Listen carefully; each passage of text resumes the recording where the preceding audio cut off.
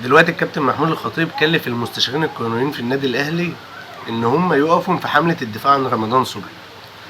موقف كبير من نادي كبير، موقف كبير من نادي رمضان صبحي بالنسبة لهم. هو خانهم ومشى وراح بيراميدز مع انه متربي في النادي وجابوه من الاحتراف، لحقوه بعد لما كان مستواه بيقع هناك وما بيلعبش.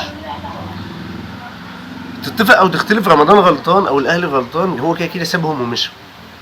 فان الخطيب بعد لما طلع في برنامج قال زعلان عليه وعمره ما يخش النادي يقف في حملة دفاع عنه، فدي حركة كبيرة من نادي كبير وراجل كبير في المقام كمان، على عكس النادي اللي هو راح له اللي هو بيراميدز، اللي رمضان ساب الاهلي علشانهم، اللي هو متربي فيه واختار الفلوس وان هو يبقى معاهم. في الاخر دلوقتي هيفسخوا عقده. ففعلا والله يا جماعة الكبير هيفضل كبير، بأفعال بأقوال بكل حاجة.